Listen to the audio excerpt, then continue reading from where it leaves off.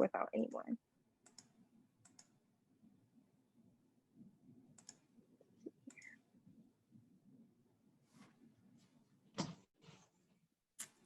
How are you guys feeling this morning? Tennessee, put your state in the comments. Let's see where everyone's from.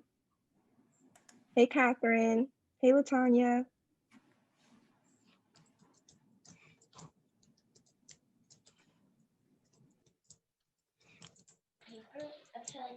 Texas, Virginia, New Jersey, Pennsylvania, lots of Pittsburgh. Awesome. Detroit, Ohio, Georgia. Hey, Kim. Atlanta, Florida. Oh, we got everyone on here. We're all over the United States right now. New York, Maryland. This is awesome. Hey, Demetrius, how you doing, girl? Hi. There you are. Columbus, okay. All right. So it's 10:04 Jamaica. Yes.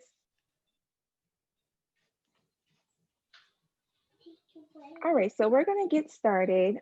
Can everyone hear me okay? Just say yes in the comments if you can hear me okay. If I need to talk louder or talk a little bit lower, let me know. Okay, I'm getting a bunch of yes, yes, yes. Wonderful.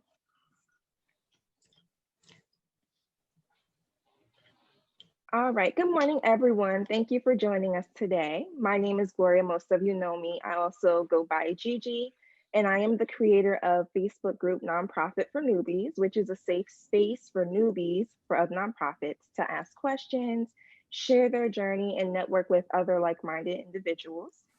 I also started Nonprofit for Newbies Consulting, which offers startup bundles to newbie nonprofits that include everything they need to hit the ground running. So I help with filing paperwork, business plans, website logos. We host trainings, and we also provide one-on-one strategy sessions. Our main goal today is to help you guys understand the foundational principles behind accounting and bookkeeping for nonprofits so that you can set up your organization for long-term success. I did bring in a member of our group. His name is JT, and he's going to answer some of our top questions. And we will also use the last 15 minutes for Q&A. We'll probably be looking at about 30 minutes to 45 minutes max for this meeting today. JT, why don't you tell us a little bit more about yourself? Definitely, yeah. Happy to be here. Happy to answer any questions you guys have. A little bit of background about myself. I am a CPA based in Des Moines, Iowa, so about smack dab in the middle of the country, but I've worked with clients all the way from Hawaii to New York, so work with anybody around the continental US. I've used to work in public accounting, about 6 or 7 years as an auditor. Probably about half the time I spent working with nonprofits like your guys' self of all sizes, anywhere from a couple employees to up to hundreds. So I've seen the good, bad, and the ugly. And then kind of what led me to transition to providing accounting services, mostly to nonprofits, was that I saw that a lot of nonprofits, they didn't quite have budgets to hire a full-time controller, accountant, CFO, kind of the titles interchange, but they were able to kind of hire people like me, like on a contract basis, providing services, handful hours a month, anywhere from 1 to 10, sometimes to 20. So it just kind of depends. So that's kind of where I saw a hole in the market, and I've been doing that for about a year now on my own. Before that, I was kind of doing it on the side, but now this is what I do. And I love helping out nonprofits. I love the organization. A lot of the missions that they have, each one is different and unique unto of itself. And I just kind of like being that, guide, helping you guys, whether it's out with accounting, tax questions, things like that. So kind of have a list of about 10 to 15 questions that I get a lot from people. And then we'll, like Gigi said, we'll open it up the last 10, 20 minutes. Don't be afraid to ask questions, even if they might seem like, oh, this is so simple. I always tell clients and friends that help me is that they don't teach this in school. So don't feel like, oh, I should know that. Like, you shouldn't, because it's not taught anywhere. And when you read it online, there's a lot of good sources online. There's a lot of not good sources. So don't be embarrassed to ask any questions you guys have. I'm an open book. I'll answer anything you guys have. And if I don't know if it's something really minute. I don't know. I have a network of CPAs I can ask. So you're in good hands. Perfect, perfect. Yes, and I know you mentioned newer nonprofits not necessarily having all the resources, or even Mhm. a lot of more experienced nonprofits not having all the resources to hire someone full time. I really do want to start from the very beginning of the startup process as well. Mhm. So most of our nonprofit founders start off by investing a significant amount of their own money into their organization, and they haven't really determined or even thought about whether they should write off their investment as a tax deductible donation, or if the organization can pay the founder back for the investment that they made. At what point do they pay themselves back, and how should they go about doing that? Good question. So the easiest way is this is if everything's lined up, cut a check back to yourself for startup fees. That's the easiest way, but obviously I know most kind of don't have that or they wait. If it turns out that you say, hey, you know what, I don't need to get paid back. This is just my gift. That becomes a write-off to yourself. So it'd be as if like you donated like supplies essentially. So it'd be like if you donated $1,000 to the nonprofit and they went out and bought supplies, website domain, CRM systems, any of those startups.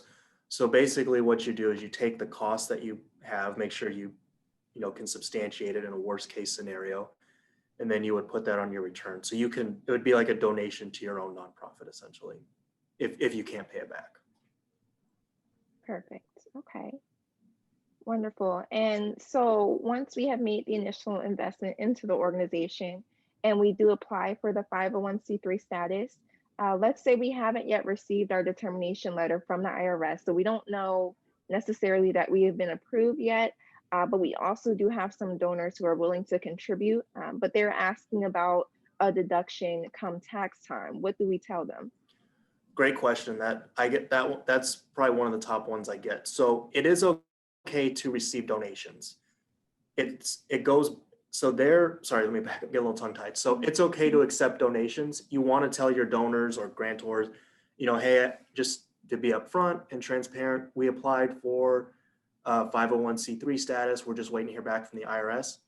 So let's say that, and it is deductible for them even while you're in the waiting transition. So let's say, I know this year I've had clients, the IRS has backed up just in general, not just with nonprofits. So it's taking a while. I think generally it was I want to say it was like between like 30 and 60 days. Now it's like taking months. But what happens is, let's say you guys started the process today, December 18th, you don't get it until February 1st. And somebody says, hey, I want to donate to you guys on December 19th. Can I deduct that? The answer is yes. It goes back to once you started the process. So their deduction is totally deductible, even if you don't get your designation until 2021. So theirs is it's as long as it's when the process is started, essentially. Okay, wonderful. That makes a lot of sense. And then when we are doing deductions, when we're making investments, all of this money has to go out of a bank account and go into a bank account. So what is the right time to open a bank account for a nonprofit? So I would say the best time is kind of like as you're filling out the 1023 or maybe even a little before that. There are a lot of local credit unions that will work with you and have them for free. So like you can just basically it just sits there open. I Mhm. would open that, and then it kind of gets into another point. A lot of nonprofits will say, "Oh, I don't have my own bank account. I just use my own." And I always say, I would open one as soon as possible. You can open them online for free. For example, my business checking account is with BBVA, so it's free. There's no fees. I know they do nonprofits for free, so you can start online like today. So I would say as soon as possible. It just makes you more legitimized, and then especially when you're commingling funds like that, it's very hard to know what's what. It's very easy to misremember something. And then especially your board members also might like, wait a minute. Why are we commingling funds? Where is all this going? So it's just easier to start one as soon as possible. There's a lot of free checking accounts that will work with you. Credit unions are great, especially in your area. If you don't like the idea of banking online, I personally do all my stuff online. I make my deposits online. I have bill pay so I don't even use physical checks for my business. So for nonprofits, you can do that as well. Most of them should have, all the big ones should have bill pay. I know I do a BBVA where it cuts the check for you, and it should be totally free. So there's plenty of free resources, and I would open one as soon as possible. So yeah, as soon as you get that EIN number, you should be good to go. Okay, great. So EIN number, then open up the bank account. Yep. Yeah, because I all, know. yep. Mhm. Sorry, go Go ahead. ahead. No, Oh, go no, I was ahead. gonna say, to open up a business account, you do have to have an EIN number, same thing for Mhm. nonprofits. They're gonna ask you for some sort of ID, so. Mhm. Absolutely. And I know a lot of organizations, just from my experience, have sometimes, depending if you go to a big bank, Mhm. even small banks, it just depends what bank you go to, but a lot of them aren't familiar with how a nonprofit is structured. Mhm. So you might get a lot of questions about, well, who's the owner of your organization? Or we need to see your proof of 501c3, but they don't necessarily understand that you need to, as soon as possible, start organizing your receipts and start organizing where money is coming from and how it's coming in, because you can be audited when you do receive your 501c3 status. So you want 100%. to, absolutely, and you want to go and try to find a bank that is familiar with the structure of a nonprofit. And if they are asking questions, help them understand there is no owner of a nonprofit. You have a board of directors. You most likely want to have your board president or your board treasurer on the bank account, and then the CEO, so the person who does the day-to-day operations. So you want to have two people on the bank account and two people who are keeping track of all of the invoices, the receipts, what's going in, what's going out, signing checks if you do that. So you want to just go to a bank that will be familiar with exactly what your organization would have going on as a small nonprofit. Another question for you, JT. Let's say that they don't have time to enter in all the transactions. Is there a way to save time with that? Definitely. So most of my clients use QuickBooks Online or they use desktop, but QuickBooks Online is the preferred one, especially if you're just getting started up. I do know people that use Wave, although to me, that's like like a better Excel sheet. It's free, but as I say, you get what you pay for, which is it's not Mhm. always the best. One of the best ways that I do is that you can link your bank account, your business, or sorry, your nonprofit bank account to QuickBooks. So what happens is that when you link it, the transactions will automatically flow through to QuickBooks. So you still have to check them and go through and say, oh, okay, because what happens is QuickBooks will read the descriptions. Like let's say you went to Office Max to buy some supplies, bought it with your debit card. The bank feed basically, like it'll say Office Max. QuickBooks will say, oh, Office Max, okay, and it'll ask you, is this supplies? Is this equipment? So on and so forth. So it's pretty good. And all you have to do is click, yes, it's equipment. No, it's not. There's a little bit more nuance into that, but trust me, when that happens, it's a lot quicker. I just picked up a new client last week and we're kind of working our way through the whole year. And I foolishly was like, oh, I'll just enter it off the bank statement. And I mean, I've done this years. I'm like, why am I doing that? And then all of a sudden I'm like, wait a minute, this is going to take me way too long. We just connected the bank account and it saved me probably at least 90% of the time. Cause like I didn't have to type anything in. I just basically went, yes, no, yes, no. So I'm making it sound a little bit more simple than it is, but that definitely cuts out a lot of time than having to like manually do it. So you can link stuff that's credit cards for the same way, bank accounts, any databases you guys have. So like Razor's Edge, Neon, Salesforce, Bloomerang, and other ones like MailChimp. So those will all link together to QuickBooks. So that will save you a lot of time. Okay, wonderful. And we are going to have a question. I was going to take them, but we're going to have a question Q&A at the end of the presentation. So if you can even put your questions in the chat box, that's okay, so you don't forget them. But just so you know, we're not missing or forgetting about you guys. Wonderful. No Thank you, problem. Yeah, I see JT. them there. So yeah, so we'll kind of hit on those, and some of them actually might end up kind of getting answered as we go, Yeah. but we got those. So Perfect. Okay. And so you talked about QuickBooks. Is it okay to also track finances by hand or with Excel or printing the bank statements out and writing down exactly where things came from? Is that okay as well? yeah, yeah, definitely for like the first few months when there's kind of not a lot of activity. It's Mhm. okay to definitely keep like a spreadsheet, especially if you're under like a certain amount. I think I generally say like 10, or if you're under like between 10 and 30 transactions, it's okay to like, keep it on a separate piece of paper because that's easy to go back and add that in. That's not a big deal. It's when you're getting is if you're getting a lot of donors and you've raised, I don't know, $10,000 and you've been operating for a few months, you can do it by paper and pen. You could do it. You're going to cause yourself a lot of headache. And at that point, since you're actually get some traction and bringing in some revenue and contributions, it's probably better to kind of just like pony up the $35 a month and pay for QuickBooks. You're paying for ease and comfort, not for stress. So that's the way I always look at it. Okay, that makes a lot of sense. And when it comes to receiving grants, since we're talking about funding now, when it comes to receiving grants, especially ones that are, let's say, over $10,000 and they are restricted funds, so they're asking you to use the funds a certain way, would you recommend having separate bank accounts for the grants that you do have available at that time? So it depends. I would say if it's a free checking account, then yeah, I would definitely recommend getting separate ones. If not, in QuickBooks, there is a feature you can use classes in QuickBooks or projects to track those grants. So basically, like let's say you get a grant for $10,000 and it has to be used on, like if you're an education one, you have to use it on your STEM programs essentially. So I have a client that does that. They're a STEM in Alabama. And what happens is that let's say you get $10,000 in QuickBooks, you can track. So every time you write a check to, like for supplies for that, you put in there STEM or the program name, and then it tracks it for you because a lot of grants will ask you for sometimes like a progress report. And that's where if you're just using pen and paper and Excel, that gets really messy really quick.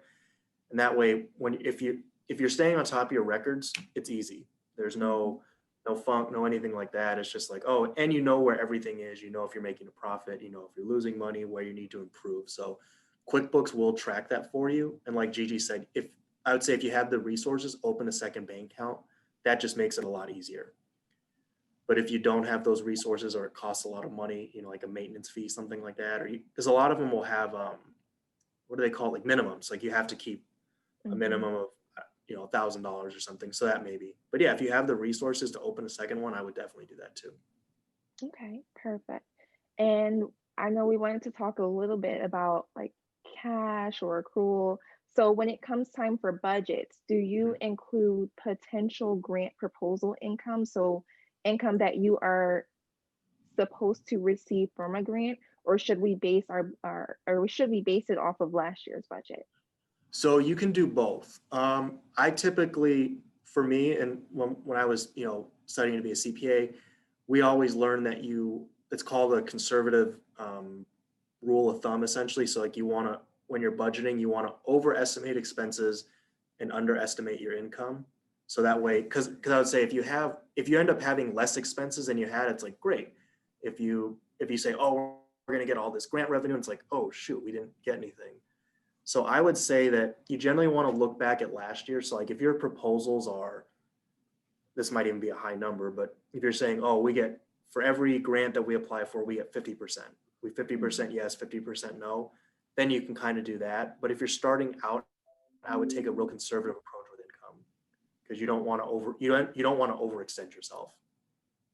So that's why I'd say you'd always want to and you can look back at like past 990s, and you can also go on a site called GuideStar, where you can look at other 990s. So you could kind of like see, basically say organizations your size and be like, oh, well, let's kind of see what they do. And then you can base it off that. Obviously it's not 100%, but it gives you an idea. And then I'll type in the comments here, GuideStar. Yeah, that's a great point. So a 990, for anyone who doesn't know, or for anyone who's really new, once you receive 501c3 status, you need to every year on May 15th, I believe, Yeah, May 15th. May 15th, good. File a 990 with the IRS. It depends on how much you receive. So there's a certain number that determines which application you would apply. So there's a 990 postcard, 990 EZ, full form 990, I think 990N. There's a few of them. You may, in the very beginning, when you receive maybe under 25,000, I don't remember the exact number, but there's a certain number when you check on the IRS website, it gives you all the information that you should. So 990, okay. 990 ends 50. I believe EZs are, oh God, I should know this. I believe it's It's 250 200, it's 250. 200. I think it's 200. So if you're under 200,000 in revenue, it's easy. If you're under, or sorry, between 50,001 and 200, it's easy. If you're under that is 990N, and the end is a postcard. Perfect. Okay, yes. And so every year you'll want to file that. If you do not file after 3 years, your 501c3 status will be revoked. In most cases, you do not have to pay to file the 990. It's just like when you would file your taxes, but you are not paying the taxes. You're just reporting the income and what you've received and any updated information for the IRS. Depending on what application you're filing, it will depend on how much information you give. What JT was saying is that if you go on GuideStar, you can see other organizations' 990s, so you can review what they've done in the past. Most organizations are required to provide their 990 to the public, so you do have access to that. And when we're talking about the financials, how does payroll work? So do nonprofit CEOs, so the individual who does the day-to-day work, not the board, but the CEO, how do they pay themselves? Do they run it through QuickBooks? That's a great question. So I have always told people when you're ready to hire people or pay yourself back as CEO, COO, to use a third party. So there's third parties. There's Gusto, Patriot, ADP, NetPay, Paychecks. There's a ton of them. So I would run it through that because QuickBooks. So basically, what happens is, so like let's say you're ready to pay yourself. You call one of those companies. Actually, you could probably email them. So you call them and say, hey, I'm a nonprofit organization in Des Moines, Iowa. I want to run payroll. And they'll ask you, like, do you have your EIN number? Do you have a bank account? Because they're going to do direct deposit. And you say, yeah, I do. And then you'll say, like, it'll ask you, like, how much do you want to pay yourself? You know, we need like all your the employee information, so like your date of birth, social security number, things like that. So everything you'd fill out on a W-4. So they'll walk you through it. You do have to pay a little bit of money for that, but I would definitely say it's worth it, because what happens is they take care of all the quarterly filings, 941s, year-end reports like W-2s, W-3s. Mm-hmm. So they'll take care of that for you. And I want to say Gusto, I believe is $35 a month, and then you have to pay $4 for every paycheck per employee. So if you had one person and if you're going to pay yourself back once a month, the cost of that would be, I believe it's $34. So I would say it's worth its weight in gold to do that, because you can also do it through QuickBooks, but you have to do it yourself. And I don't do it for my clients just because, like, I don't know every state's requirements. So I always tell them, hey, farm it out to a third party. It's just a lot easier. Mm-hmm. So that's the way you do it, is I would call them and they'll help you. I know how to do it, but like I said, every state's so different. It's just easier to farm it out. So that's what I would do. I'd get in touch with a third party payroll company and go through it that way. Gusto's a great one. And so this is another thing. Don't write yourself a check, because then what's happening, you're paying yourself like an independent contractor, and you don't want to do that. So don't do that. So you definitely want to call a third party when you're ready. Perfect. Awesome. Okay. And let's say we have a donor that wants an invoice. What do they mean by that? So a lot of times when they'll ask for an invoice, what they're asking for is like basically a receipt or like a request. A lot of times businesses, because they get invoices for supplies, inventory, services, things like that. So they need like a backup, essentially, like a receipt. So that's what they're asking for. So you can write them a thank you letter, essentially, saying like, thank you for your donation, yada, yada, yada. Or if they say, hey, we need something in writing before we cut the check, I would just you create an invoice out of QuickBooks if you have it. You can or you can use it out of Word. There's an invoice template there, and just write it just so they have it. That way you get paid. You don't want to be a stickler and be like, oh, well, I can't issue an invoice because it's not a thank you letter. So that's basically what they want. So you just send them something that says that, and then after send them a thank you letter. And then that should suffice for them. Perfect. Okay. And I do want to go back just a little bit, because we kind of moved out of recording the what's going in and out of the bank. So how do we record in-kind donations?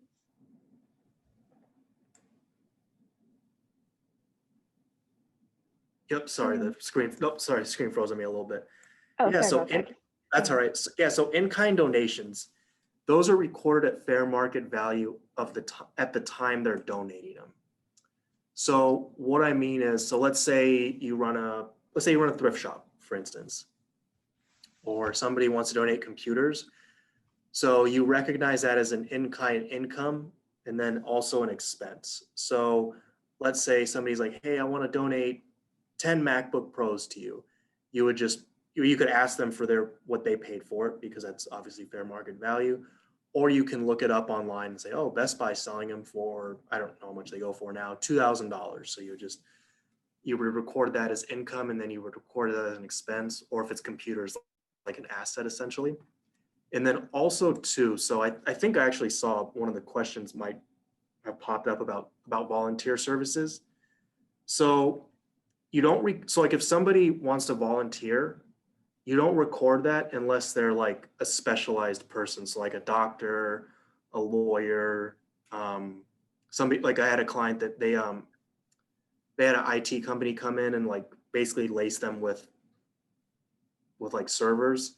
So like that, you would recognize like the value of that because it's a specialized skill. But if somebody's just like showing up to like do like admin tasks, like, oh, I just want to like come by and like help you send out envelopes or mail out checks, that would be kind of like administrative stuff. So that one there's nothing to record. But on your 990 that you file at the year end in May for the year end, the year that just ended, you do have to keep track of your volunteers. So like the people that volunteer are good, but you wouldn't do those for the hours. They have to have specialized skills. Okay, that makes a lot of sense. And when it comes to having updated financials, what are the benefits? Definitely. So one benefit that you have is organization. Because I've always said that, or I've always heard from somebody that the way you do anything is the way you do everything. So obviously it's not taken to a literal sense, but you get what I'm saying, is that one, you want to be as organized as you can. The second thing is that a lot of times your board members will want to see, well, let's see how we're doing money wise. Because obviously, like, you're in a nonprofit, you're not in to make a profit, but you have to be able to fund your mission. You can't just work on good graces. So they'll want to see they'll want to see your financial statements.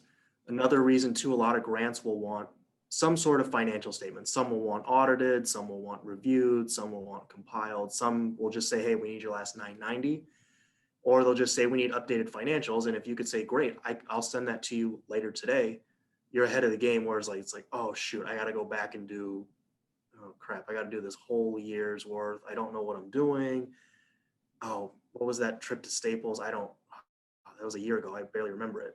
So it's, if you stay ready, you don't have to get ready. That's what I always say. So one of it is, I would say, organization, you're ready for grants, and it keeps your board involved in the process.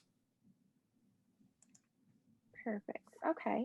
And when it comes to auditing the financials, do new organizations, so organizations with less than $50,000 in funding and less than 5 years in business, do they need an audit? And what is the difference between an audit and a review? Great question. So if you're just starting out and you're under 50K, I would say an audit is probably not a great use of resources. And this also depends on a few factors. Some of it are geographic. So for instance, I think I saw somebody in the comments, if you're in New York, I believe, and I can't remember because I had a client that went through an audit. So I kind of helped them through it, and they passed a threshold. And I'm sorry if I don't remember the number. I believe if you have over $500,000 in contribution income, you need a review. Over 750 is an audit. The numbers might be wrong, but there is a requirement in New York that you have to have those. A lot of grants will require an audit each year, as we kind of discussed. They'll say, hey, in order to basically re-up for it or apply for this one, we don't want to see your latest audited financials. So if you have those audited financials, it'll be an easier time. Some banks require them. So like if you have loans, line of credit, and other liabilities, they'll require that. So an audit provides kind of like the highest level of assurance. Basically, your accountant is saying, in their opinion, the financial statements are reasonably accurate. A review is a lot less, it's substantially less than in assurance. Basically, the accountants are providing kind of limited ones. They're saying we're not aware of any irregularities, and those are a lot less work intensive from the accountant side. I think it's probably about half the time, maybe even a third, if that. It kind of depends. So I would say there are benefits to getting an audit. It'll kind of tell you like where you need to improve. And a lot of times you can even ask the CPA doing it, you know, what do you suggest? Is there anywhere we can improve? And they're auditing companies all the time. So they see what's good, what's bad, and they can give you suggestions. Same thing in a review. So I would say once you're kind of breaking that 6-figure threshold, you can think about it. You could kind of shop around and do some research, but under 100,000, I wouldn't really worry about it. Okay, wonderful. And can you tell us just a little bit about what happens when an organization is audited? Yeah, definitely. So, and just so you guys know, when I used to audit, when I would go to client sites, the number one question I got is, do you work with the IRS? And the answer is no. So when we're talking about audits, these are financial statement audits. The auditors are not like out to get you. They're not like looking for things. When I was an auditor, nothing made me happy than when the books were correct. It's like, oh, this is great. Like everything's correct. I don't have to do anything. So sorry, can you repeat the question again? I lost my train of Yeah, thought. No yeah, no problem. problem. Yeah. So just a brief overview, and you kind of answer my question. I don't want people to be scared or Yeah. afraid of what happens during an audit. It's to help you. So just Oh, yeah. telling them in general what happens during Yeah. an audit. Oh, definitely. Yeah. So yeah, audit is nothing to get scared of. It's actually a good thing because if you're getting them, it means you're doing very well. So what happens in an audit, essentially, you're kind of like, I'm really oversimplifying it, but essentially, it's basically where the accountants come in and say, hey, like they basically kind of like want to recalculate a few things, make sure your books are right. So what they'll do is like, they'll make sure that like your bank account that is listed on your balance sheet or in your financials, you actually own it. So they'll send what's called a bank confirmation to the bank, basically saying, does this person own, or does this company own this bank? And if so, what was their balance at the end of the year? And then you agree to your financials like, oh, yep, they own it. Sometimes if you have receivables or pledges out with people, like they might contact, if you the pledges say, hey, you pledged $10,000 to X, is this right? Yes. And then we'll kind of like recalculate some things, look at checks, match them up to Quickbooks or whatever accounting software that you have. So it's kind of just like making sure everything's in order. They'll interview they'll interview your accounting department, maybe you as the CEO, they'll ask you some things, but it's nothing to be scared of. It's not, don't look at it as like they're out to get you, because they're not. Like I said, nothing would make them happier than to have a clean opinion and everything be right. Those were our favorite clients when everything was right. Because when things were wrong, it's like, oh man. So it's a good thing. There's nothing to be scared of. So Perfect, perfect. And our very last question before we open it up for Q&A, a lot of this is a twofold question, and I'll let you answer it. Does my organization have to pay taxes? income tax. So that's generally it's no. So as a nonprofit, like you don't have to pay taxes on contribution income, program services that you offer that's related to the mission, grants you don't have to. The one time you do though, you pay income tax. That's what's called a UBIT, unrelated business income tax. So that can go down a whole other rabbit hole, but I'll kind of like use the simple example is that it has to do if you're making money not related to the mission. So the most common one that I've seen is, let's say you book especially now in COVID times, this is a great one. Let's say you book a hall or like a school gymnasium for a fundraiser. For whatever reason, it gets canceled like a week before, and it's like, oh man, we just paid $10,000. It's non-refundable. Well, what do we do?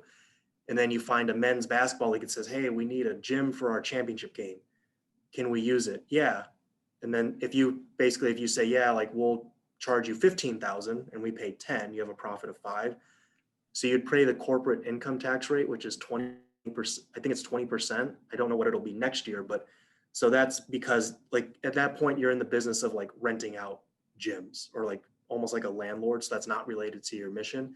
So you would pay tax on that. And I do know there are thresholds. You don't want, if your unrelated business income is too high, you could lose your status.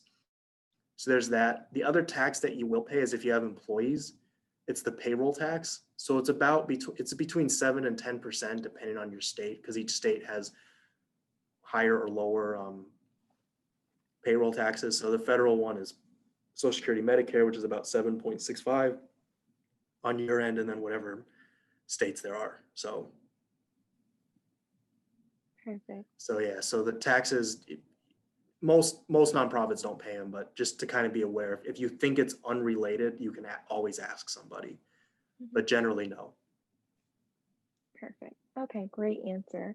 So before we open it up for Q&A, I just want you to tell us a little bit more about, and you can put in the chat as well, how anyone can reach you, number one, and then number two, what you can help with.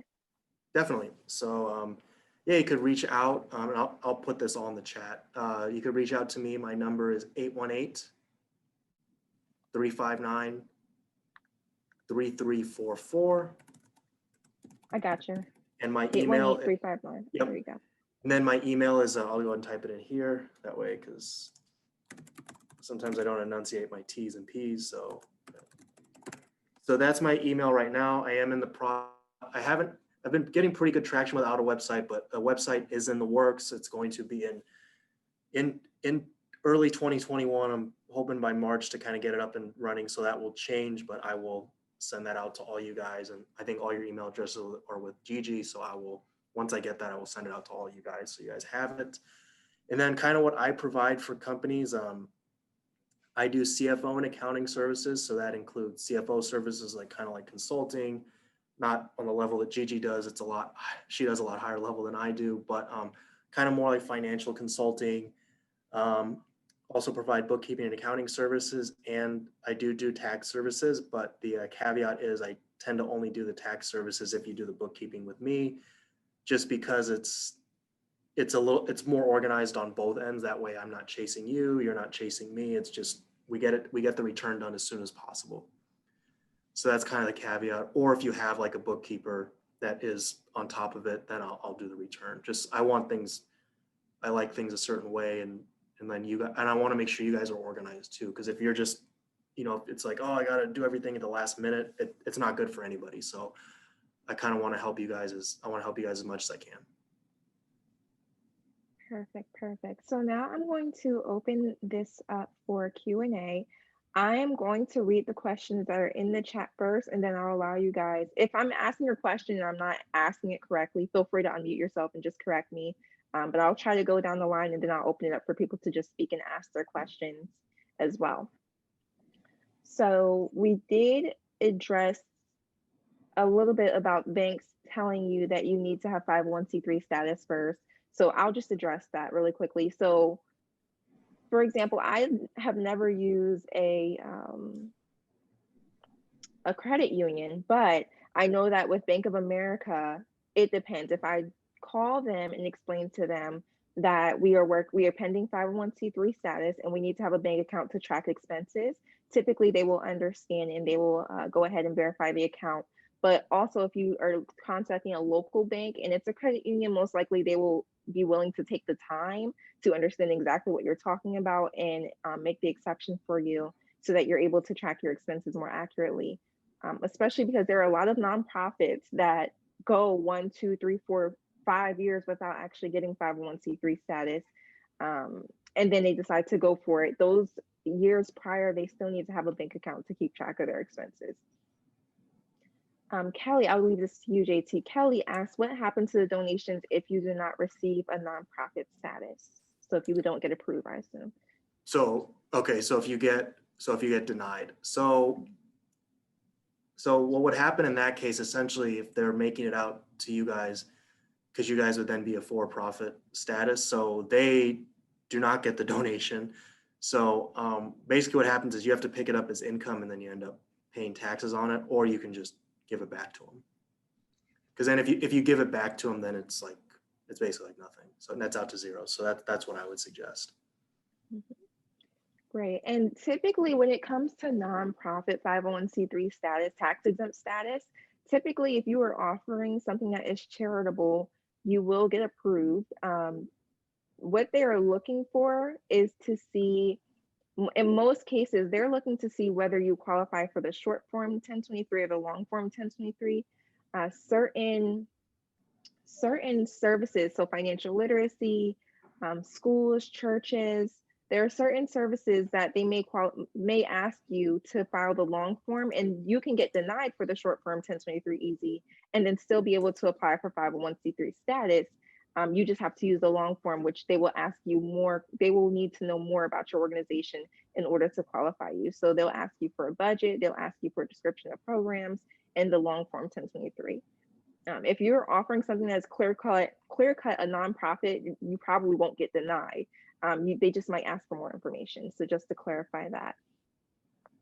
And then and I haven't worked with anybody that's really gotten denied. I haven't heard that. Like Gigi said, it's very rare. I mean, maybe if you're like you have like money laundering charges, I guess they probably wouldn't. But yeah, like she said, it's very rare that they're not going to grant it to you. Yeah, exactly. And then because some people sent me private messages, probably thinking that it was going to the whole group. So that's why I'm reading down the line. Okay. So Brandy asked, when should a nonprofit file the 990 return to document funds received through donations and or grants, even if under 50K? So if you're under 50K, you're going to file a 990N. So that's like a postcard night. So I typically don't file those because most people can kind of do them themselves. And I tell clients, I said, I will more than happy file for you, but I do charge you for it. I do get, I kind of do get, because I have to pay for the software too. So I typically tell clients, to do it themselves. I don't believe that because I don't think you have to put too much financial information on there, if I'm not mistaken. I haven't looked at one in years. So, but yeah, that's that. So I would say if you're under 50K, you want to do 990N, and you can go straight to the IRS website and do that. Yep, super easy. They ask probably. Yeah, say Gigi might know more than I do. So yeah, super easy. They even have like a full course on the IRS website that walks you through each page, and then it just asks you like your updated board members, updated address, just really simple things like that. You can probably do it yourself. Yep, exactly. And Kelly asked, have you heard of Outpost for Nonprofits? ALPOS. What's that? Outpost? Is that a grant or? Oh, you might, hold on, Kelly, let me help you unmute. Yeah, sorry. APLOS. It's an accounting program that does nonprofit churches. Aplos. Oh, Aplos. Yeah. I spelled it wrong. I spelled it wrong. I'm sorry. That's all right. No worries. Yeah. So that's an accounting software. So that one, I haven't used that one personally. I've always used QuickBooks, but they are specialized for nonprofits. There are some limits to QuickBooks. I don't know the pricing on Aplos, but I do know some colleagues that I have that they only work in Aplos. That's obviously a limited, there's just not as many people that use it, but they like it and they say it's pretty easy. I just haven't gotten the time to use it because like I said, all my clients use QuickBooks. So I just haven't dabbled in it yet, but I've heard it's very good. I don't think it's quite as user-friendly so QuickBooks is more user-friendly. I don't like QuickBooks. Oh, you don't? I don't. Okay, there are some things that like are good and bad. So I like the ease of it, but the one thing I don't like is that like you can delete stuff, which I really don't, which I don't really like doing. So it's not GAAP accounting. You don't want to delete things, but because you basically want to do what's called like a reversing entry. So, but yeah, they say they'll work with you to learn their program, and they offer new startups. And like we're broke. I mean, it's out of my back pocket. My back pocket's broke. And say they offered me even a discount on their discount for the first 18 months, and then they review what you bring in, and then they graduate it up. But I was I thought this sounds so good to be too good to be true. So I was just wondering. I don't know about about like Yeah. financing. I do know, I'm pretty sure QuickBooks has a 30-day free trial. I would assume Applos has Yeah. gotta be something Yeah. fairly similar to that. So yeah, so I would check with, and then also too, I don't know if you know this. So if you sign up with a group called TechSoup, they have a lot of discounts for stuff. So like if you sign up, if you're a member of TechSoup, you can get QuickBooks. I think it's for like $75 a year, which generally the price of QuickBooks ranges from 30 to 70 a month. And I know Applos is part of that, so that might be what they're talking about. Is like if you sign up through TechSoup, maybe Okay. that could be what they're talking about. No. Yeah. No. I've had a conversation with them. I've got another one this Oh, afternoon. you have? Okay. Oh, That's the great. reason I wanted to do this. Was so I would be better informed. Because Okay, county's yeah. not my forte. No And- problem. Yeah. I hear you. Somebody else referred me to them and said Okay. they had heard about them. So Yeah, I've heard Applos is a good accounting software. Like I said, I think it sounds like what they said, they'll kind of like walk you through everything for a while. So that's the biggest thing is that I don't think it's as user friendly for the non-accountant, but if you understand accounting, you have somebody that helps you, they should be able to pick it up pretty quickly from what I hear. Okay. So I see something that says, I just applied for 501c3 1023 easy, but most of my activities are outside of the US. What steps should I take? So this might be in a question for an attorney, but I'll let you tell us. Yeah. What steps should I take to avoid further legal issues? For example, if I think they're asking if I send out of country, if I go out of the country to implement my project, how can we process that? I think that's what we're asking here. Okay, that one is probably more for an international accountant or lawyer. Okay. That I would know. I do know that you can receive funds from abroad and you can make payments to people abroad. That's not a problem. But in terms of like, so you can set up places and do things abroad. I know that. But if you're asking like what you have to do there, that I'm not sure of. So like if you're going into Mexico, for instance, and like building soccer fields, that I don't know the steps like there, if that's what you're asking. I'm not kind of sure like what happens in those countries. I'm not sure. So I'm not sure if that's what you're asking or not. Mm-hmm. So typically it would be the laws for that country that they're working in. Yeah. That would So be. so at that point you'd have to talk to an accountant or attorney in that country. Makes sense. Okay, wonderful. I have Mary. This is from Mary. I have my 501c3. My operations are in my home country. How do I? So Mary, are you in a? Well, I guess that's about the same question. Your operations are international, so not in the U.S., and you're asking how do you go about your accounting? So that would be something that you would do with someone who is in that country, right, JT? Yeah. So I mean, the accounting is good. There's international standards and the U.S. standards. They're pretty similar. Okay. So, I mean, most U.S. accountants could probably do the bookkeeping, but in terms of like the tax work, that's where you'd want to go with somebody in that country to do it. Because, it'd be hard for a U.S.-based accountant that doesn't do that to learn it. There are accountants that do work like I know in like the Southwest, there are a lot of accountants that do file taxes in Mexico and in the U.S. because they're so close. So that would probably be your best bet to look for somebody like that. Perfect. And Kim asked, in regards to gift cards, when she gives them out, how does she track that? So as you give those out for I'm assuming to clients. So if she was to give a gas card to a client I see. to To purchase somebody. $50 of gas. Yep. Yeah. So that would be a program expense. So you just want to track it to that specific program. So if you bought a $50 gas card, that would just be a program expense under like gas or food, client assistance. Kind of the names of the accounts are interchangeable, but the best way I would do it is a client assistance account and just call it gas. Perfect. And Lakendra asked when she should file the 990. So the 990 needs to be filed before May 15th. It's just like when the taxes are to be filed. You need to file your 990 on the IRS website. Okay, Yep. one second before you Sure, move go ahead. forward with that. Okay, Mhm. because we just became established in August, and then I received something in the mail saying that we need to file our taxes, but we just got our, our 501(c) in August. So we don't have to file for this year. We have to file for next year, correct? We file next year So, for this year, right? yeah, right. So, yeah, so is your year end December 31st? Yes, I try to do it that way because it's so Okay. confusing when you end it in October. Yeah. So I think that was just a reminder to say, hey, you have to file for these, you said it was August, for these 4 or 5 months. So your return would be May 15th of 2021. Thank you. Yep. Perfect. Okay. So Brandy's asking for long-term volunteer staff, i.e. someone who has assisted from the very beginning.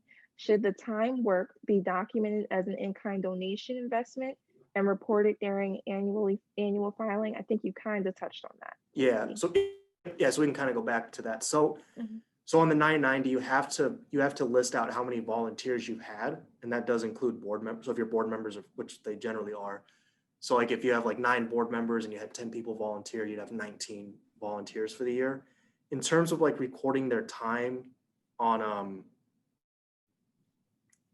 in terms of recording their time on your financial statements, if it's just like admin tasks, you don't have to. But if it's like a specialized skill, so like the best examples are like attorneys, doctors, IT people, if they built your office, like something like that. But if it's just somebody to kind of like, help with emails, sort stuff, then that's not. And I know a lot of them too. There's people that help you like with filing. So that's kind of a gray area. You can record it or you don't have to. But like somebody like Gigi, let's say she said, hey guys, I mean, I normally charges for it and she well should. But if she was like, hey, you know what, I'm going to provide my services for free, then you would record hers because hers are specialized, if that makes sense. So Mhm. Perfect. And then Kim asked, what are some of the basic monthly fees a new nonprofit should budget for, i.e. QuickBooks, web hosting? Like, what are the typical fees that you see in the budget okay, line? yeah. So a lot of the fees are, I'll go with a new one, or kind of like getting their feet under them. Mhm. The biggest one I would say is like, well, if you don't have I would say rent, but you probably don't have a place to rent. The biggest thing I've seen, and Gigi can correct me if I'm wrong, but the biggest thing I've seen is probably like supplies, Mhm. and then hosting fees, so like your website fees, Zoom, internet, things like that is probably the biggest one. And then equipment, which would be like computers, pens and papers, things like that. Sometimes you might have startup fees, also QuickBooks fees too. It's kind of hard to put a number on like a number, because it's like if you bought a new computer, I would probably say that would be one. Supplies are, I mean, not too many people have like a bunch of pens and papers anymore, so it's probably minimal. But I know QuickBooks costs, it's between 35 and 70 every month, just depending on the subscription you have. So that's just one that I know of. I think if you want to do websites, I think those are probably like 200 a year, give or take. Mhm. Yeah. Yeah, about that. So it's kind of hard to say that, but I would say those categories are probably pretty similar. And then, if you have anything to add, Gigi, let me know if I miss anything. Mhm. I think you nailed it. So there's going to be operational expenses, which are the overall expenses for your organization. Anything that you need to run your organization overall, not just for a specific program. So like JT said, internet, rent if you have it, uh, computer security, anything that is for your overall organization to be ran. That will be your operational expenses. You'll have program expenses that are specific to that program that you're offering. So let's say, like he said, building a soccer field, you're going to have to buy the nets, you're going to have to buy the balls, you're going to have to buy the uniforms. If it's a team, those are specific to your program. And then you're going to have personnel expenses. So if you are on the salary for your organization, that would be a personnel expense. If you were paying someone to provide, let's say you're paying a coach to coach the team and you're paying them a flat stipend and they're not an employee, that would be a program expense. So it just depends on exactly what program you have to determine how the budget would be set up. We do have a budget training on our website. I think it's listed for $20 and it's like super long. It's like maybe like an hour and a half or 2 hours. So it's really thorough, and it should definitely help you get through the budgeting portion of the line items as well. And we do have a sample budget, maybe 2 or 3 sample budgets in that training that will help you get your budget in order, similar budgets to what a new nonprofit will look like. How much did you So say that was? I think it's $20 on the And that's on your nonprofit for Newbies. website? Yes, ma'am. Thank you. Nonprofit What if for you're Newbies.com. operating, Gigi, what if you're operating out of a home office type thing with internet fees that you're sharing, with home, but yet mine is still mainly for the nonprofit I'm doing. So how does that work? I know for a for-profit business, I would incorporate a portion of those fees into my budget, but I'll let JT answer for a nonprofit. Yeah, definitely. So the easiest way you could do it is you'd kind of want to portion it out to like how much of your day. So like, let's say you're awake 16 hours. If you work 8 hours a day on your nonprofit, you'd say like half the bill is for that. So something like an easy way. It doesn't have to be like super specific. And generally too, like if you're not paying yourself back for that, then you don't have to kind of worry about it. Because I've never heard a board member say, if somebody works at home and like, how much do you pay for internet? Because one that's kind of a personal question. But if you're going to start paying yourself back, then you would kind of include that in the line item, if that makes sense. That's like an easy way to do it. That's kind of an easy way. I mean, there's ways to get like super specific, but something like that is very easy, very doable. Okay, wonderful. So I'll try to work a little faster here. So India asked, what are the pros and cons for filing the postcard or a Z instead of the full 990? Are there pros and cons? So I've never heard of anybody doing this, but I mean, I guess the full 990 it's a lot more pages. It's probably like at least 2 or 3 times the size of a 990 EZ. So I would say unless like you have to unless you want to file a full 990, you don't. So each one, so the 990N is super easy. It takes like an hour to do, and most people do it themselves. If you want to do the EZ, that's easy for easy. So it's basically, you would want to file those based on how much you're bringing in revenue. So that's one way, like you want to know, that's why you're tracking in QuickBooks, like, oh, what did we make this year? Oh, we're doing that. Okay. So typically, yeah, so I would file them on a need basis. Like if you make over 200,000, then you have to do the full one. If it's between 200,000 and 50, easy. If it's under 50, the postcard. So that would kind of be the reason why you do all those. It's on a need basis. Can I ask a quick question, please? Yeah. So let's just say, because my nonprofit is still newer, and last year, I think I filed the postcard. It was very simple. It took me like maybe 10 minutes. Yeah, exactly. Yeah. My question is, being new, right? And I'm trying to show revenue, including like in-kind donations, like, I mean, it can be anything that was donated, gift cards from Target, furniture from another nonprofit, just whatever was donated to the organization. What I'm trying to do, because it's very hard to get these even medium-sized grants or even like the low-hanging fruit, unless you can show you've had some type of, I don't know, monies come in, whether an in-kind donation or physical cash, in order to qualify for some of these grants. And so my question is do you step away from those postcards or the easy or whatever for the 990 and just kind of do a full form so that you can list out all of your in-kind donations and assets? Yeah. So it looks like not looks like, but you actually show what I see what you're saying. Yeah, that's where I'm at with being a newbie. So did those grants, did they specifically ask you to file a 990 or like a full one? Or they didn't, but I do know that like with GuideStar, they'll look at, like, just from other programs that I've kind of listened to, they will take a look at your 990 to see what your revenue looks like. And like, why would I give you 15 grand if your organization hasn't proved that you were able to manage $2,000. What have you brought in? When you do the postcard, it's very simple as Right. opposed to Oh, saying, I see what you're saying. yeah. So in that case, I would recommend doing the EZ if you want, just because it's a little bit less steps. And then two, a lot of times, let's say you're applying for a grant, and they ask you for, a lot of times they'll just straight up ask like the first thing without even knowing how much you make. They'll be like, we need audited statements. And it's like, well, wait a minute, that's going to cost me more than the grant's worth. That doesn't make any sense. So you can ask them, well, hey, I don't know if it makes sense for me to do audited financials. Can I send you updated ones? And they'll normally say, yeah, that's fine.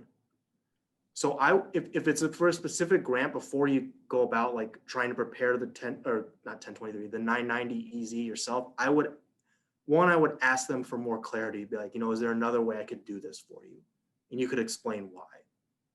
So, but if they are hard about it, I would file like the next form up. There's nothing that says you can't do it, but generally most people don't, because it's a little bit longer and it's a little bit more costly. So I think it's a little less about a specific grant or grants in specific, I should say. So what I'm more so kind of worried about is like, okay, I'll give you a for instance. You donate, I'm going to use office furniture. That's the first thing that comes to my mind. You donate, you're a nonprofit, you go out of business, you donate office furniture. My organization receives this office furniture.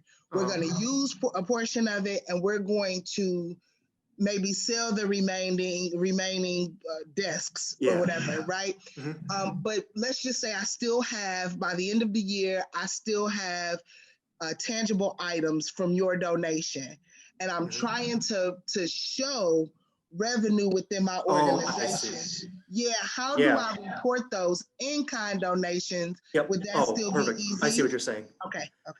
So what you would do is let's say that the furniture was worth $10,000. And again, you can kind of look for like similar comps online, or you can just ask, like if, let's say they bought a furniture for $1,000 5 years ago, you could kind of just look for a similar one on the internet, or just, take your best guesstimate. Essentially, there's no need to go out and get an appraisal for that. That would be crazy. Let's say the furniture is worth $1,000 on the day you get it.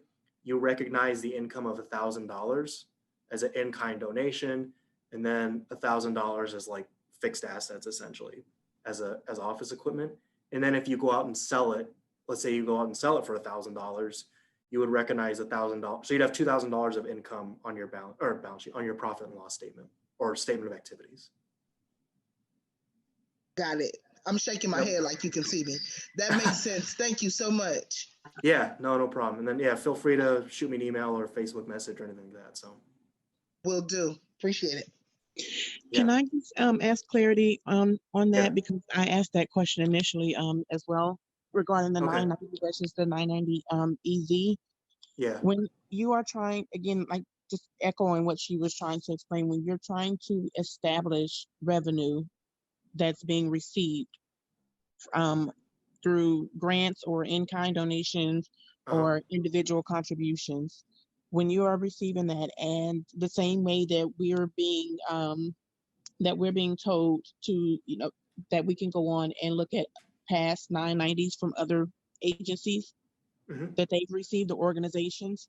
In that same way, how is it that we are able to show that we too have received some form of revenue for those that are wanting to, to maybe verify whether it's for a grant or not, but those that are wanting to verify, if we're only following the postcard, it's not being captured there. Right. So in that case, what you can do, what a lot of what a lot of organizations will do, if you guys have a website, you can post your year-end financials on the website, and that'll show to a lot of I'm a big soccer fan, so I don't know if anybody knows this. U.S. Soccer Federation is a nonprofit, so they get audited, but they post their financial statements when they're ready. They post them. So like if somebody wanted to know, they can go to your website. So like if you had a specific donor asking, you could say, oh, they're on my website here, or you could probably just email them. In terms of on GuideStar, I believe they only take 990s. So in that case, if you want to show like actual revenues, I would file the 990 easy. Because I've had clients that are under 50K and they do file it for that reason. So like it's kind of like public knowledge, or they can use it for whatever they need. Okay, you so a can do- general so- profit and loss statement on the site would be sufficient? Yep, exactly. And you just want to, but you do want to make sure. So I wouldn't.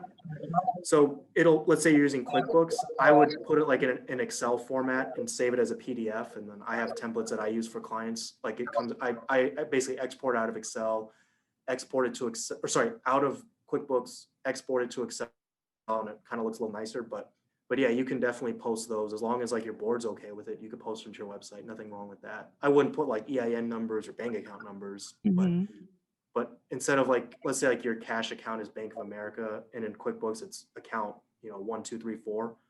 I would take that out. I wouldn't put information like that out. You could just put it as cash essentially. But yeah, you can Perfect. That definitely answers post. the question. Yeah, you could post internal financials and then direct people to that. Perfect. Thank you. Yeah, not a problem. Hi, JT. Yes. Hi, this is Andrea. I had a question in regards to cash flow. Yeah.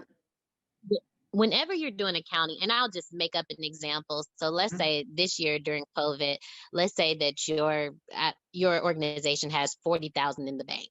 And let's say that you need to do some things like marketing, a new logo, maybe some marketing material. And if you do that, it will put you in a negative cash flow for the year, but you do have a reserve line and you do have money that is in the account. Is it better for your organization if you can hold off, if it is something like a marketing expense or something like that, not directly related to, I guess, like your patient needs or something like that? Is it best to just wait until you can continue a positive cash flow, or is that what your reserve line is for, those moments? Which, I guess, does it ever look bad if you are in a negative cash flow? So when you say reserve line, are you talking about like a line of credit with your bank? No, just like, and I might be saying the terminology wrong. That's okay. Let's just say that you have $40,000 in the bank for your nonprofit, and you have done everything you needed by the people that you serve. But like this year, COVID, you may have not received as much revenue. So you don't have, if you spend out, you're going to be in a negative flow, even though you do have money in the bank. So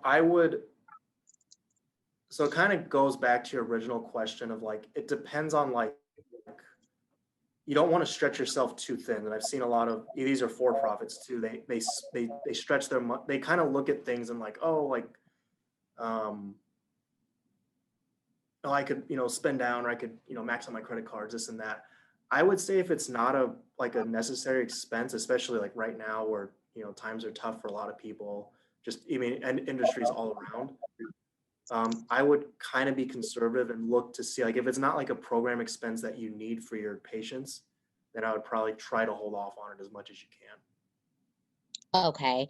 And I just had one other one other question. I don't know if you all talked about this or not, but whenever you're logging storage expenses or something like your volunteer appreciation type activities, what category does that go under when you're doing your financial statement for your charitable solicitations? So for storage, you mean like a storage locker for like supplies, or?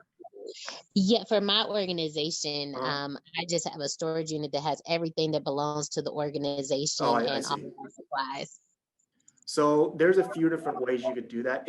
If it kind of just holds like everything, what I would do is I would make it an expense called like storage or something like that. And then in terms of your function, you could, in that case, you could probably just split it like 33, 33, 33 across fundraising, programs, and administrative. And then in terms of like volunteer appreciation, I would say it kind of depends on like what they're doing. So if they're like volunteers that are like, go back to the example Gigi had. Let's say you had like a nonprofit soccer league, and you have volunteer refs, volunteer coaches, things like that. And then at the end of the year, you're like, you know what? Thanks for all your help. It's Christmas time. I'm going to buy you gift cards. Those would be program expenses. So you want to see like where they go, essentially, like where the volunteers are spread out. if that makes sense. Okay. Yeah, that So you makes have- a lot of Yeah, so it depends on like what they do. So if it's just somebody that, kind of like just helps you organize everything, mail stuff, send out thank you letters, that would be admin. If it's thank you letters, it might be a little fundraising. So you want to kind of look at like how much time they're spending in each function and then divide it that way. Okay. Thank you. Not a problem. All right. How much more time do you have, JT? I was gonna say probably got about another 5 minutes or so. Yeah, 'cause it's, Okay. and then yeah, if you guys have questions, I put my email in the chat, and I know Gigi will have it. So you could look me up on Facebook too, and just shoot me a friend request, and that way, and we can kind of get in touch. I will be going on vacation for the next 2 weeks, so communication will be kind of in and out. But I will try to get back, and if you don't hear back from me by like January 5th, just shoot me another email, give me another call, because I inadvertently forgot it. But yeah, probably another 5 minutes or so. Okay, wonderful. So some of these questions may have been repeated because they're really good questions and a lot of people have That's them. all right. So I will go ahead and open it up for a few more people to just ask their question if it hasn't been answered already. Can I ask a question? Sure. Yeah. So when recording, and I'm just going to read what I wrote. Mhm. So my nonprofit right now, I self-fund. So when I'm recording that at the end of the year and my expense is more than my revenue, do I have to allocate that excess to the IRS by giving myself a receipt saying that I donated X amount? You did mention before that you don't recommend that, or is that something that excess, should I just not record that at all? So there's a few. So you want to record those expenses essentially. Let's say, let's use the example. Let's say you had, I don't know if this is your situation. So, but let's kind of use easy numbers. Let's say you just started in November, didn't have time to fundraise, but you had expenses like you bought some computers, you got a website, you hired a consultant, and you ended up you spent $2,000. So you'd want to record those expenses on your financial statements. You'd have a 990N, so there's no dollar amount getting recorded. In terms of like in terms of writing off on your personal one, what you could do is you could write a thank you letter to yourself, essentially, from the organization. Say, thank you, Catherine, for your donation of supplies, computers, etc. And then you would use that on your tax return. However, I do know that most people, and this is getting way into the weeds here. So most people on their individual returns, depending on the state you live in and how much your kind of like your mortgage payment is, the amount that you donate may or may not benefit you. So in that case, like let's say it doesn't benefit you, I wouldn't worry about like, you still want to document it for your nonprofit, but in terms of your personal return, which is what I think what you're asking, I wouldn't worry about it because a lot of times people end up not being able to deduct their donations. Okay, thank you. And so Yeah. when I'm recording how much I spent, do I also have to record where it came from, or can I just say, this is what my nonprofit spent? So in your accounting software, let's say like you're using Excel because you're just starting. Let's say you bought a computer for $1,000 and then you bought like paper, pencils, pens for $500. Let's say those were all your expenses. So on your income statement or statement of activities, you'll put $1,000 for equipment, $500 for supplies, and then you could write a thank you letter to yourself saying, thank you, Catherine, for donating a computer and supplies. Or you could just cut yourself a check in the next year for once you're profitable. I recommend cutting yourself a check. It's just a lot cleaner. But if you want to end up donating it, that's how you do it. So thank you. I think we have time for one or two more questions. Okay. We got 2 minutes. Yeah, we can do 2 more. Well, let's do 2 more. Then Anyone else have a question? Well, if nobody's going to ask, I'll ask one. yeah, shoot, go for it. You got the time. So the gift cards that you receive, my organization, we do a silent auction every year. So the gift cards that we receive for that silent auction, are those supposed to be recorded as those in-kind gifts? Because I don't think I have been doing that, and that has gotten me a Yeah. little nervous with this conversation. No problem. So let's say you got $100 worth of gift cards um, to Dick's Sporting Goods. That was the first one that popped into my mind. So you would record that as 100, and then you're going to give that out to whether it's like volunteers or whoever. We do them at a silent auction, so we actually let people bid on them. So you bid on them. Okay, I see. So essentially what happens is you recognize the income for $100, and then whatever the difference is. Let's say somebody bids $150 and wins them, then so it's essentially it's an expense for 100, and then they donate it so the difference is 25. I don't want to get like too technical like in how to record it, just kind of like for the sake of the webinar, because it's kind of hard if I'm just like saying things and it's like trying to remember it. So that one, if you want, you can kind of email me and I'll walk you through how to do that, because it's a little bit more finite, if that's okay. Okay, that's fine. Yeah, because I know a lot of times when I've explained things to people, I'm like things, and I know sometimes I get lost when people explain like complex concepts to me and I'm just hearing them. It's like I'm more of a visual person. I need to see it. So if you want to shoot me an email, I'll try to get back to you the next few weeks and kind of like walk through how you'll record it. So just bear with me on the time, but you'll get an I won't bother you until after the holidays. You enjoy your All right, holiday perfect. time. Perfect. Yeah, January 3rd January 4th would be a good time. So that's when I'll get to it. Okay, thank you. Yeah. I have a question. Just when recording reimbursements of personal investments or donations, how is that recorded? Is it recorded as a reimbursement? And are you able to tithe from your business revenue? And if so, how is that recorded? Wait, sorry. Can you tithe? Well, what's that mean? Tithing, like tithing offering from that you're giving to your church, would it be recorded as a donation to the church, or? Sorry. I'm Jewish, so that's why I didn't know what you're doing. So tithing. So if your nonprofit is donating to a church, that would be considered it would be like a donation or grant expense essentially. So that would be an expense for your nonprofit. And then I think you were asking about reimbursing it to yourself. Is that what you were saying? From your personal investments for like your startup funds or the donations that you just went over when donating to your own organization. Oh, would that be recorded if you're writing that check? Would it be recorded as a reimbursement or?